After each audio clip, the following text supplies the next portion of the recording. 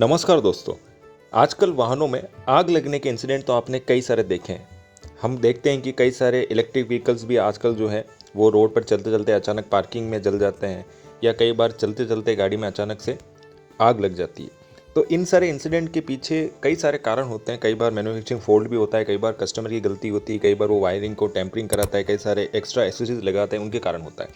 But आज एक Twitter पे एक इसी तरह का एक इंसिडेंट शेयर किया गया है ओनर द्वारा, जिसमें ओनर लिखते हैं कि उनके पास मारुति की सेलेरियो कार है जो चलते चलते अचानक बंद हो जाती है, और थोड़े टाइम बाद वो ऑटोमेटिकली हम उसको स्टार्ट करने की कोशिश करते हैं तो वो स्टार्ट भी हो जाती है। और वर्कशॉप जो था वो सिर्फ 1 किलोमीटर दूर था, तो वो किसी जैसे वर्कशॉप तक पहुंचते हैं, और जैसे वर्कशॉप के पास पहुंचते हैं और वर्कशॉप के बाहर ही अचानक गाड़ी में आग लगनी चालू हो जाती है। अब यहाँ पे ओनर का मारुति से ये कहना है कि अगर इस गाड़ी में कोई सीरियस इशू था तो ये क्यों नहीं इसने टेल इंडिकेटर पे आपका शो किया।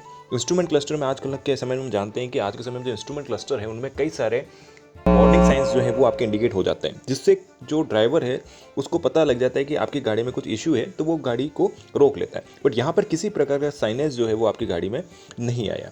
तो यहाँ पर उन्होंने मारुति को ट्वीट के माध्यम से बताया, और उन्होंने नितिन गडकरी जी हैं उनको भी ये ट्वीट जो है उसमें उन्होंने टैग किया है। और हालांकि मारुति की तरफ से वहाँ पर रिप्लाई भी आया कि we regret the inconvenience cause to you, but इसका जो मेन कारण है वहाँ तक पहुँचना बहुत जरूरी है कि इस तरह के इंसिडेंट होते हैं, और अगर इश्यू जो लगा हुआ है वो ब्रेन है, वो अगर डिटेक्ट नहीं कर पाता है तो कहीं ना कहीं ये एक तरह से फेलियर है।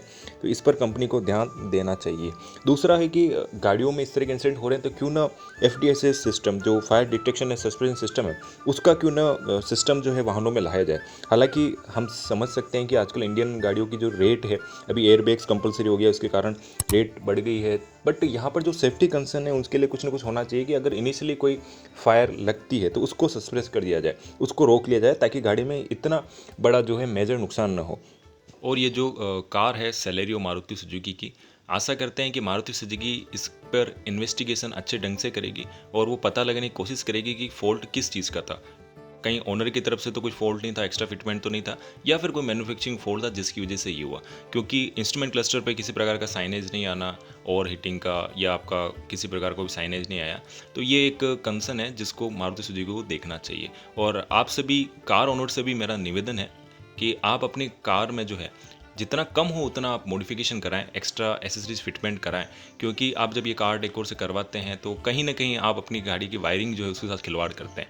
वहाँ पर जो वायरिंग जो और उसका रेजिस्टेंस होता है, जितना उसका एम्पेरेज होना चाहिए वो आपका है कि नहीं, कहीं ना कहीं ओवरलोड आपकी वायरिंग हो जाती है, जिसके कारण वायरिंग का जो इंसुलेशन है वो कहीं ना कहीं डैमेज हो जाता है, और फिर फर्दर आपके शॉर्ट सर्किट के दौरान आपकी गाड़ी में जो फायर इंसिडेंट है ये होने के चांसेस रहते हैं। और बाकी यही था कि भैया जो ट्रांसपोर्ट मिनिस्ट्री है वो इस FDSS सिस्टम पर भी थोड़ा ध्यान दें, और ये रूल जो हैं उसको थोड़ा स्ट्रिक्ट करें, तो ये FDSS सिस्टम अगर होगा तो गाड़ी में इस तरह के इंसिडेंट नहीं होंगे और हम जान और माल की दोनों की हानि से बच सकते हैं। तो बस आज की वीडियो को करते हैं यहीं एंड, मिलते हैं जल्दी नई वीडियो के साथ। Till the time, stay safe, stay healthy.